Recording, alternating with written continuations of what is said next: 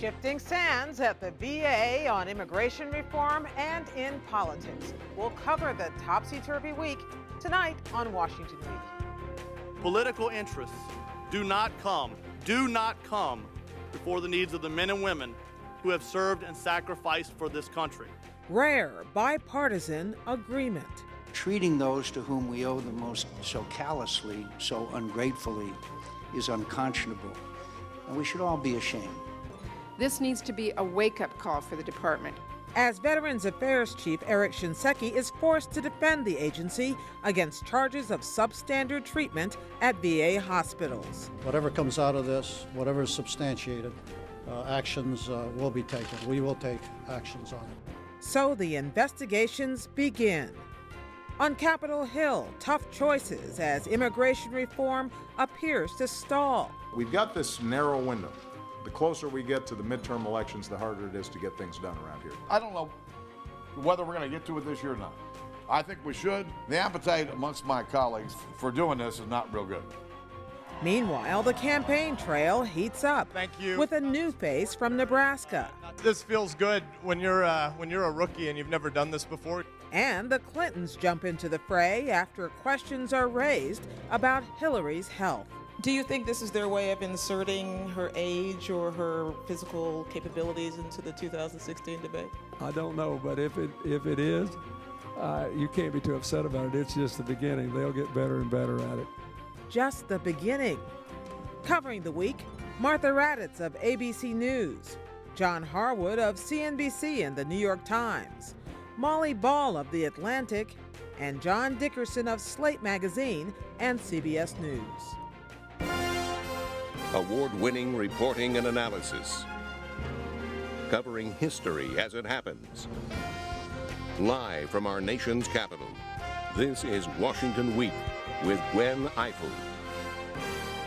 Corporate funding for Washington Week is provided by... We went out and asked people a simple question. How old is the oldest person you've known? We gave people a sticker and had them show us. We learned a lot of us have known someone who's lived well into their 90s, and that's a great thing. But even though we're living longer, one thing that hasn't changed, the official retirement age. The question is, how do you make sure you have the money you need to enjoy all of these years?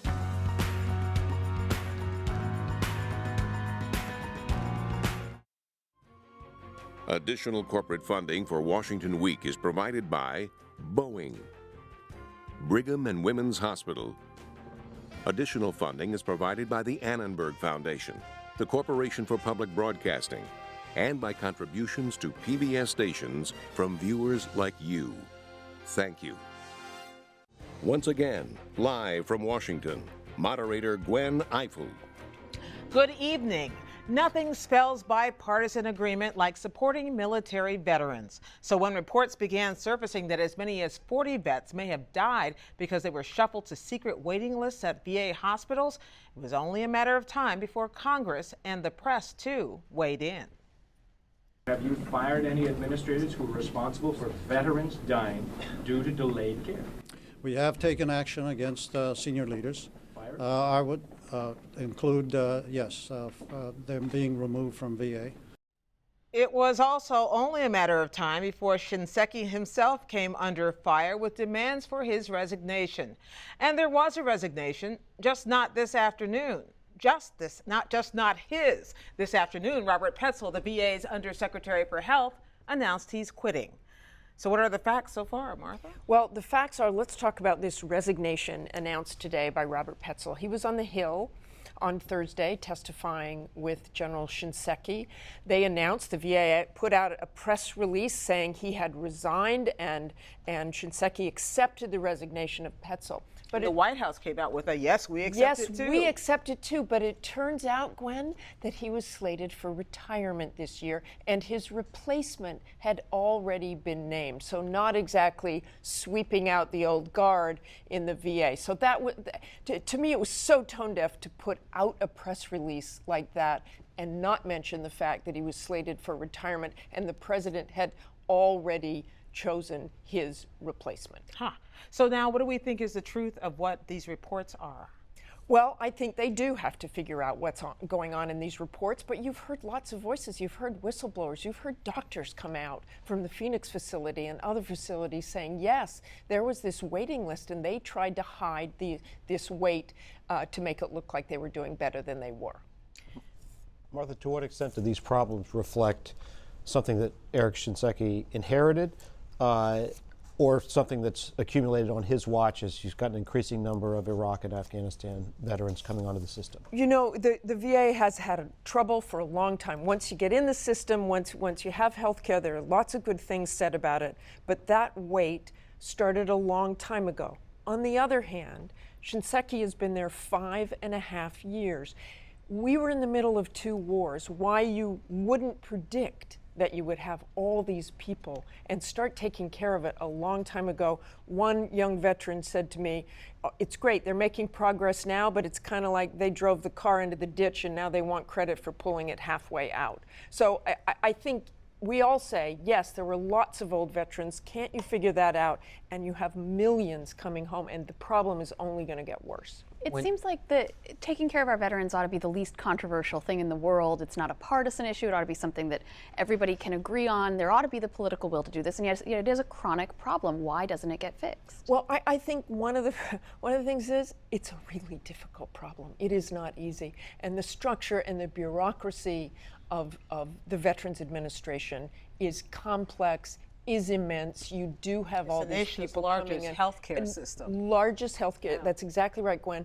Nation's largest healthcare system. Is the bureaucracy more of a problem than lack of money? I think it probably is at this point. I think, you know, you can pour all the money into the world, but if you don't know how to use it, and you don't know how to spend it, and you don't know how to analyze what you're doing and how many veterans you've got and how many are coming in.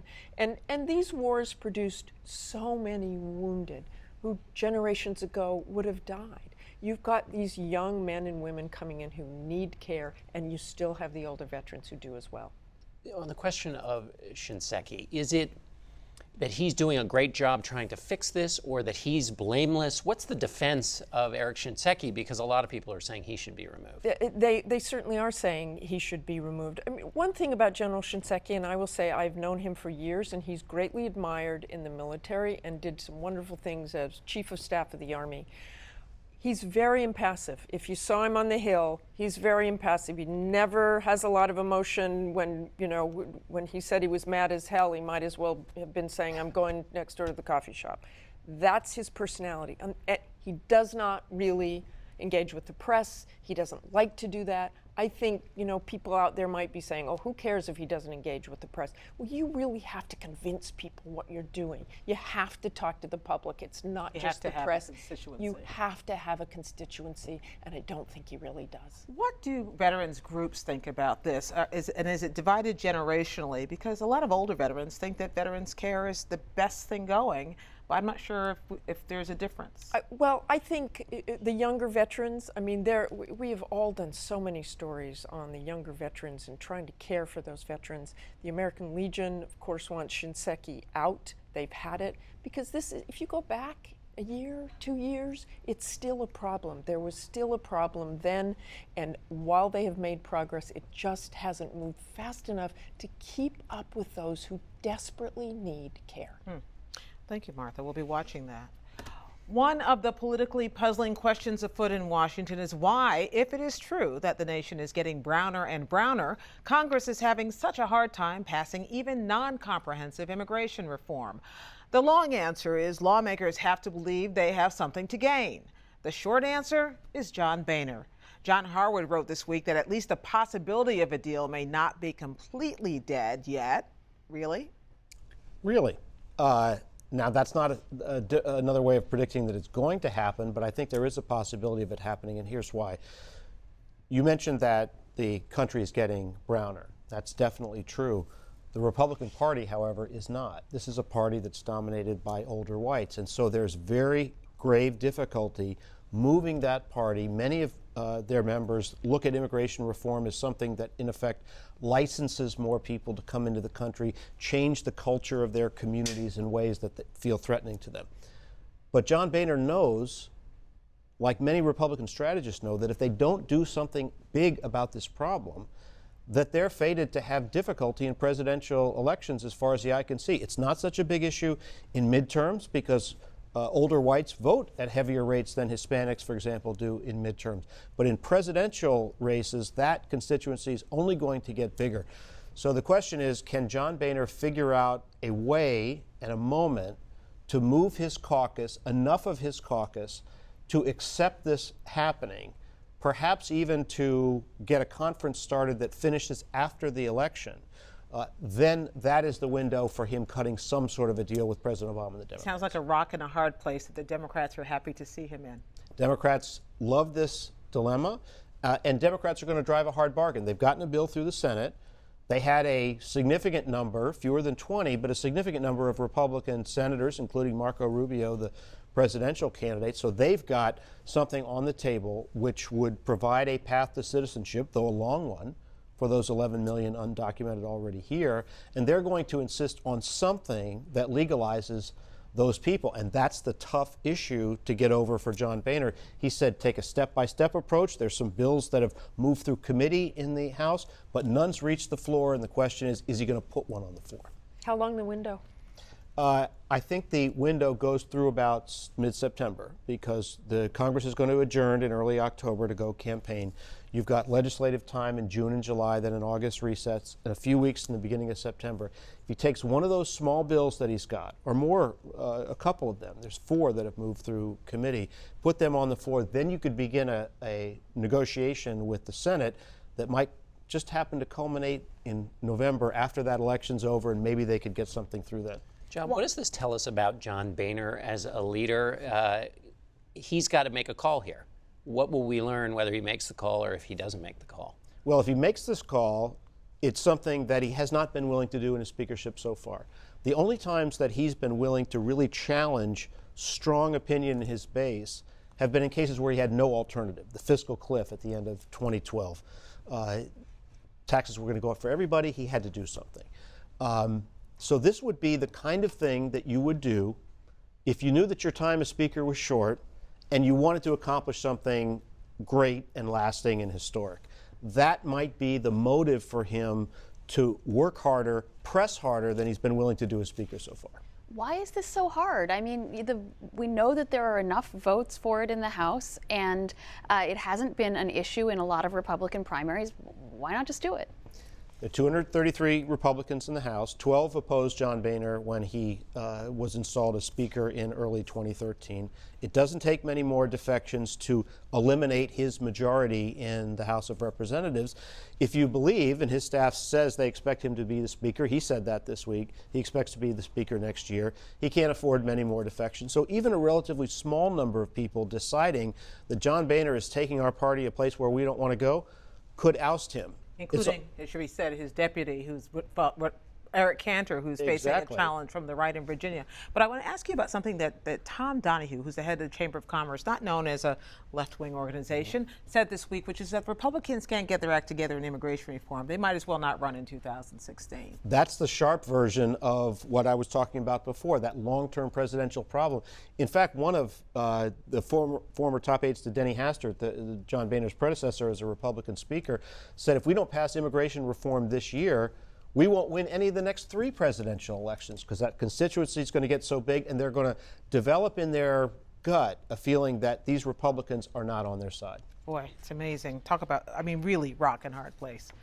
Okay, as primary season begins to unspool in states around the country, we are all on the hunt for signs. Signs about what will happen to control of the Senate and, in general, about the health and welfare of the Republican and the Democratic parties. But week by week, we get mixed messages. The latest comes from Nebraska, where the new Republican Senate nominee has been pegged as a Tea Party candidate. But Molly Ball writes that, as is often the case, the label doesn't tell it all. Molly? Yeah, I think, we went into this Republican primary season thinking, okay, sort of conditioned by 2010 and 2012 to think we know what the pattern is. There's going to be a sort of establishment candidate who has maybe come up through elected office and has the resume and is used to cutting deals to get things done. And then there's going to be this Tea Party challenger with maybe some fringe views, but a lot of national support from conservatives online and so on. But that dynamic can't be imposed on every race. And Nebraska is really interesting because the candidate who ended up winning and who is very likely to be the next senator from Nebraska now, Ben Sasse. Who is he? On paper, he looks like the consummate insider. He's a university president in Nebraska. Before that, he held a couple of different posts in the Bush administration. He's got degrees from Harvard and Yale. So this is someone who's very pedigreed, and he has styled himself as sort of a wonk, a nerd. But at the same time, he's proven very persuasive to that hard right. He got the endorsement of Ted Cruz and Sarah Palin and a whole lot of these right-wing Tea Party groups. His opponent was the state treasurer, so also someone with a history in elected office, also someone who was trying to style himself as the most conservative candidate and as an outsider, but also had a bit of a pedigree. So it was sort of a mixed picture. The Tea Party is claiming a win because by the end they were mostly on Sasse's side, but a lot of them didn't get there until after it looked like he was winning. So what would he be like in office? Would he represent the Tea Party? What do you think he would be like? Would he be more Ted Cruz or Jack Kemp? Yeah. Right. Well, and a better question, yes. and Jack Kemp is who he says his role model is. So in his acceptance speech, accepting the nomination on Tuesday night, he talked about Jack Kemp a lot. He talked about finding conservative solutions to problems and saying it's not good enough just to oppose bad ideas. You have to have your own good ideas. He's been campaigning very hard in Nebraska on his proposals to replace Obamacare. So he very much wants to fuse, I think, the sort of Ted Cruz and Mitch McConnell wings of the party, even though Mitch McConnell sort of was linked to some groups that opposed Sasse in this primary. He spoke to McConnell on Tuesday night. He said he will support McConnell for leader. And so he clearly wants to bridge that divide. Well, Molly, are we looking at a situation where the establishment Republicans have moved so far to the right that you can't tell the difference between them and the Tea Party anyway? You know, this similar thing came up in North Carolina when Tom Tillis got nominated, very conservative House Speaker, and the Rand Paul-backed Tea Party candidate couldn't get any traction. But have they merged? Well, in a way they have. I mean, I think it's a combination of things. You're saying the establishment has changed, and I agree. The establishment has moved to meet the Tea Party where they are. But it's also true that the Tea Party's gotten smarter. The Tea Party's gotten more strategic. The Tea Party is much less popular now than they were in 2010 or even 2012. Even among Republicans, a majority now say they don't support the Tea Party. And so the Tea Party has had to become savvier to sort of rebut this reputation that they've acquired of backing losers. And so I think you see the establishment moving in the Tea Party's direction, but also the Tea Party gravitating a little bit. Democrats had hoped that these primaries on the Republican side would have these big Civil War-like fights between the Tea Party and the establishment in the hopes of creating a lot of embarrassing situations. Has that happened yet? Do we see it happening as these primaries play out on the Republican side? Well, you know, these primary contests, even if the candidate who's seen as the most electable ends up winning, they're still very draining, right? They take a lot of money, these fights. The candidates get beaten up and bloodied. And there are still some on the horizon that look very divisive. This coming Tuesday in Georgia is a five-way sort of free-for-all. However, the candidates that the Democrats would have most liked to see win, that they saw as the furthest to the right and the least electable, they have sort of fallen in the polls, and the most establishment-oriented candidates have risen. So, you know, Mitch McConnell's primary. What about Mississippi? Mississippi, it seems like Thad Cochran's Tea Party challenger, and that's not for a while now, so I don't think we'll know. But it seems like Thad Cochran's challenger has sunk a little bit as he's been vetted. Mitch McConnell's primary is on Tuesday, and he looks like he's going to run away with it. Didn't Nebraska used to elect Democrats? I mean, now their governor is even as conservative, more conservative probably than their Senate candidate. Yeah, I mean, Nebraska is an interesting place. I think it's similar to a lot of states that maybe used to elect conservative Democrats and now elects conservative Republicans. I don't know that the state used to be liberal. No. But there is also an interesting tradition in states like Nebraska, and I'm from out west, although I'm from Nebraska's opponent, Colorado. Nebraska's nicer neighbor. But there is a sort of tradition of prairie populism in a lot of these states, and a sort of libertarian streak. So I do think the conservatives you're going to elect out of a place like Nebraska is going to be different than the kind of Tea Party candidate you'll get out of Georgia. Okay, thanks. Now for the latest chapter in our favorite political soap opera, As the Clintons Turn. Hillary Clinton's visibility has taken a sharp uptick in recent weeks, and we have been following her coy avoidance of the central question everyone always asks. Even Barbara Walters did today on The View, kind of breathlessly. This week, Karl Rove did her a favor. He questioned whether, because of her health, she's up to the job of president. When I asked Bill Clinton about that this week, he was only too happy to answer. First of all, I got to give him credit. You know, that embodies that old saying that consistency is the hobgoblin of little minds. First they said she faked her concussion, and now they say she's auditioning for a part on The Walking Dead.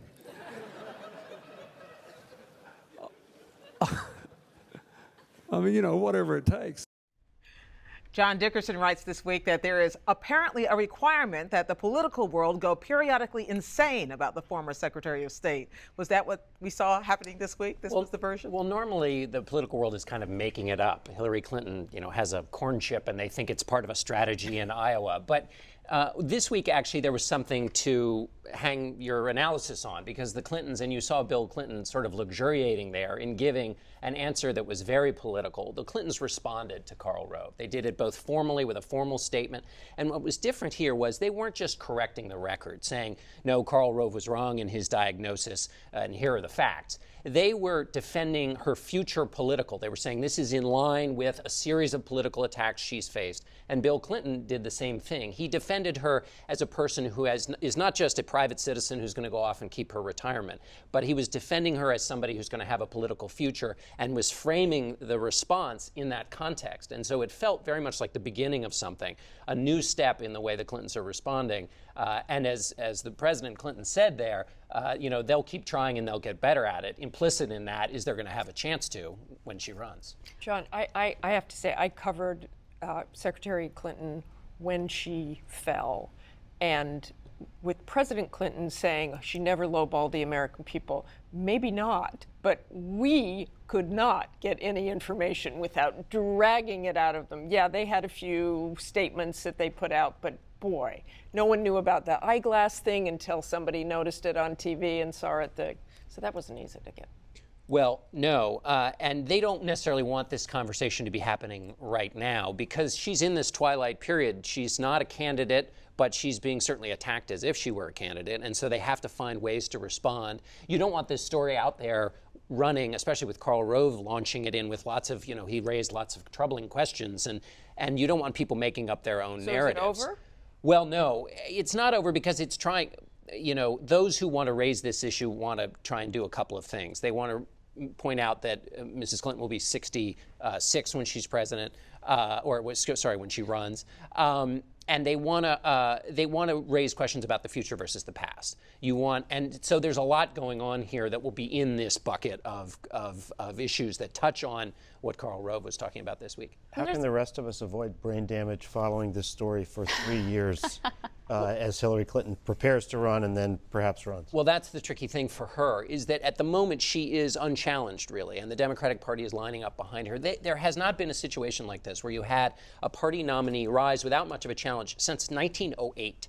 So that makes her basically like an incumbent president, where the entire other side, the entire Republican Party, can just attack her all day long. Now, they've been doing that since she was a candidate, was the spouse of a presidential candidate in 1992. But it creates a special situation for her that she's going to have on. And you know, the Republicans are going to school on something that Barack Obama's team did, which was they went after Mitt Romney before he'd won the nomination. Define them early, go after them early. If nothing else, just keep them pinned down so they can't talk about what they want to talk about. Well, then there's a school of thought that says that Karl Rove's sort of the evil genius here, right? That he achieved exactly what he set out to. This was a very strategic attempt to sort of poison the well. Did he win this round?